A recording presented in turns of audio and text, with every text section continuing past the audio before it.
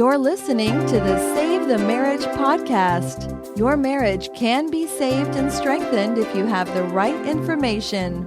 Join Dr. Lee Baucom as he explores ways for you to improve your relationship and your life, starting right now. You find yourself in the midst of a marriage crisis and you're trying to figure out exactly what to do, how to address the issues, how to get to a place of resolution. And sometimes we make mistakes when we're at that place. Sometimes we make very innocent mistakes. In fact, I would say that what I see is people making very innocent mistakes where they weren't intending on making things worse, but they didn't realize what they were doing. And so today I want to talk about the number 3 biggest mistake I see over and over. And you may be wondering, why am I saying number 3? What about number 1, number 2? Well, I'll come to those at another point. But today it's the number 3 biggest mistake I watch people make. And that's a simple thing. Let me tell you a story about James. James was watching his wife slowly move away from him over the years, and he didn't know what to do. He did a lot of things wrong along the way. That's not his big mistake.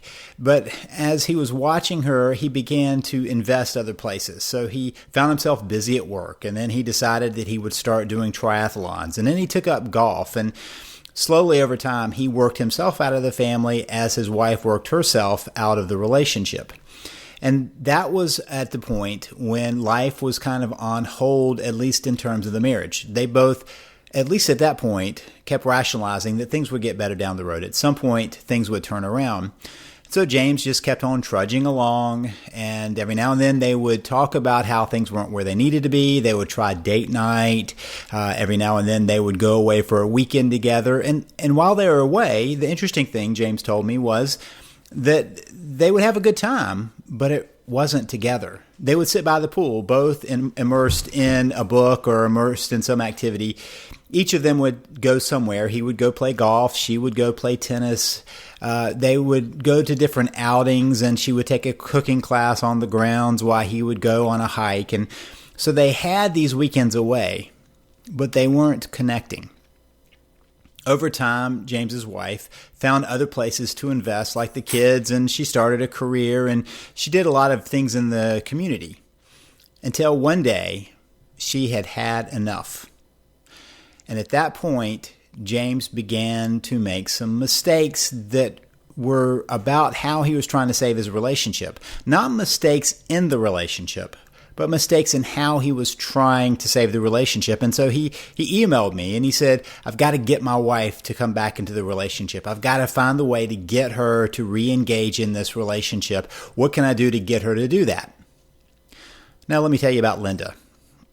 Linda also, just out of innocence, didn't attend to the relationship with her husband. He was busy. She didn't want to bring things up. When the kids came along, she jumped into parenting. She also had a career on the side. She had lots of hobbies, lots of friends, and over time, they became more and more disconnected. Now, they still had sex regularly, and so Linda kept rationalizing that things weren't as bad as they thought they were, but she knew that something wasn't wrong.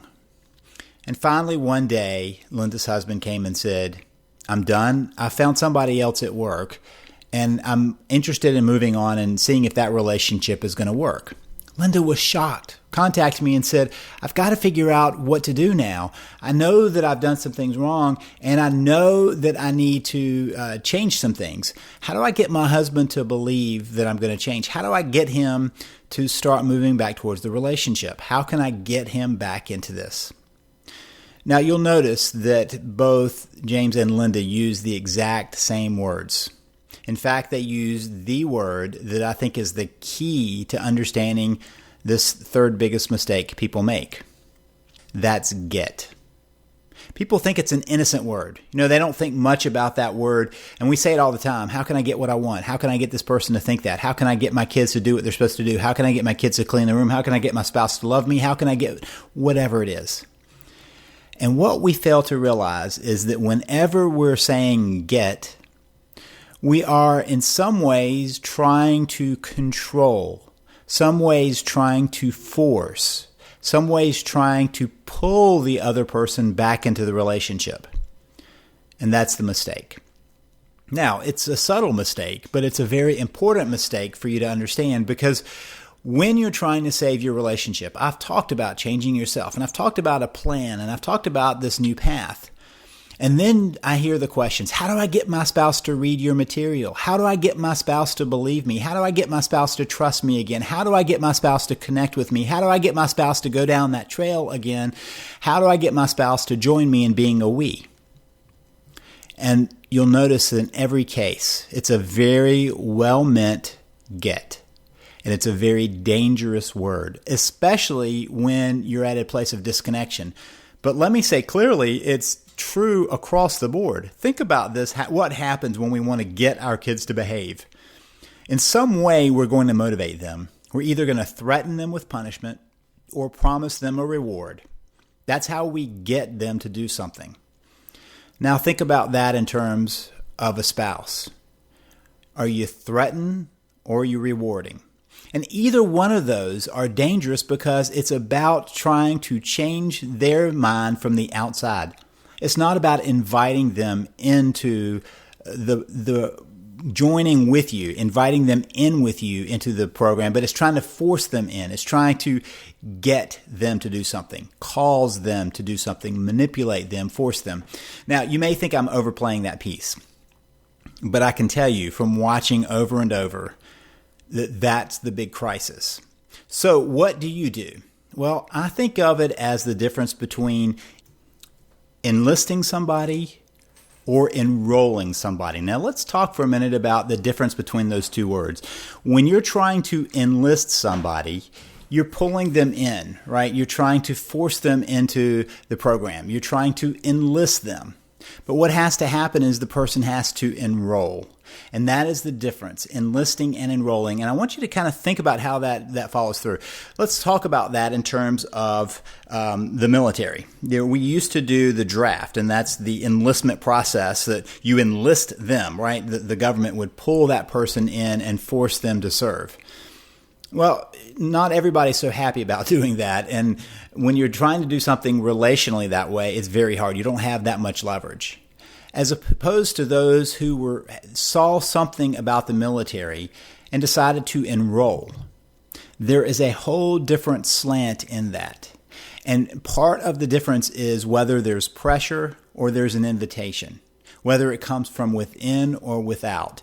And whenever you're trying to get somebody to do something, it obviously comes from without because you're the one trying to get them. You're the outside position trying to pull on them to pull them into the process rather than an invitation where they naturally follow and decide to enroll. That's a whole different ball of wax. You can see how this runs through so many areas of the recovery process in a marriage. For instance, people tell me how they want to have their spouse go to therapy. Now, I've already stated very openly and very publicly that my background is as a therapist. That was my training. And I left the therapy world, or at least the therapy model, behind for one very clear reason. I couldn't make it be effective. Not just me. Therapists in general have a hard time with marital therapy. I've talked about this many times in many places. And one of the reasons that it doesn't work well is because there's somebody usually trying to get somebody to change, somebody trying to get somebody to go to therapy. So notice how this happens. You've got a therapist who is there wanting to work on things. And you have a spouse who's coming in wanting to work on things. And you have a spouse who's being pulled in who doesn't so much want to work on things. And in that point, you're at that place where somebody's trying to get somebody to do something. So tell me what it feels like to you. Well, think about it anyway. You don't have to tell me, but think about what happens when somebody tries to get you to do something. Let's say that a coworker walks in and says, I need you to do this, and they drop it on your desk. You may do it because you have to, but are you happy about doing it? That's different than if a boss comes in and says, you need to do this. And the reason is because you understand that a boss is at a point of authority and a point of being able to tell you what you have to do. But if a colleague does it, then you feel like they're trying to do power over you. It's the same as what happens with kids. What do kids do when they feel like their parents are trying to make them do something? They may do it because they fear the punishment, but they're not happy about it. Anytime we're trying to get somebody to do something, we end up trying to prove that we have the power to make them do something. And that's not what we mean to do, but that's what it is. That's how it feels. So when we try to get somebody to do something, we're trying to force them. We're trying to find some way. And so when I point this out to people, they often say, that's not what I want to do. I just want us to have a better marriage. But the way they're going about it is by trying to get an action from a spouse who's resistant. And whenever we're at that place, whether it's well-meaning or not, it's not going to be well received. I've heard people who wrote me about how they were trying to get their spouse to get in better shape, to get their spouse to quit smoking or drinking, or get their spouse to watch stopping porn, or get their spouse to do a number of things that are on the surface good things. There's nothing bad about caring for somebody's health and hoping they'll take care of themselves. There is something dangerous about trying to get them to do something that they're not signing up for. And that's that enlistment versus enrollment. If you're trying to enlist somebody, if you're trying to get them to move forward without them having a choice, they're going to resist. And here's why it's one of my top mistakes. Number 3, it's because when they start dragging their feet, it only makes things worse. So when people are trying to get somebody to do something, instead of moving it towards resolution, it moves it further away from resolution. It moves it in the opposite direction that they want it to. Almost always. Now, sometimes people can use some leverage, right? You can't leave because of the kids, because of finances, because of the retirement. There are lots of reasons that people can give that force somebody to stay. But forcing somebody to be there is not the same as saving the relationship. It may be putting off the divorce, or it may be keeping the divorce itself from happening, but it's not saving the relationship. It's not bringing life back to the relationship. It's not transforming anything. It's using power and force to hold someone there. Generally, we are well-intentioned people. There are some exceptions to that, but rarely are they the ones who are trying to save a relationship. But we're well-intentioned people who want the best for other people, for ourselves. And that's why this is such an interesting mistake, because it's about force, it's about coercion, it's about manipulation. And even as people try to peel it away and convince me that that's not what they're trying to do, they're still trying to get a spouse to change something. That's when you realize that it's no longer a lateral conversation. It's no longer between partners. It's no longer between equals. It's about somebody trying to establish that they have some power to change the behavior of the other person. That's the danger of this. Don't fall into this number 3 big mistake. Whenever you hear yourself saying, how can I get my spouse to, and you can fill in the blank. And you might even think about this on how it fits in with your kids and everybody around you. What happens when you're trying to get them to do something? You are ending up in a controlling behavior. It's a little more subtle than a lot of other places of control, but it's still controlling behavior. You're trying to take over some behavior that they have to decide upon. It's great when a spouse enrolls in the process of saving your marriage, but you can't enlist them. Don't get caught by telling over and over how you've got to get something from somebody else. Don't be asking the question, how do I get my spouse? Stop for a minute and ask yourself, am I doing this cleanly, or do I still need to step back and begin working on myself, working on my ways of connection, working on me walking down the path of us being a we?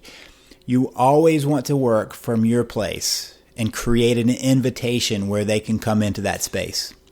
Don't fall into the get trap. Don't fall into that coercion trap. Don't fall into the control trap. Remember that this is about invitation, and it's about your change, your transformation, your connections, and you're walking that path. This is Lee Baucom wishing you the best as you work to save your marriage. You've been listening to Save the Marriage podcast. For more information and help, please visit us at SaveTheMarriage.com.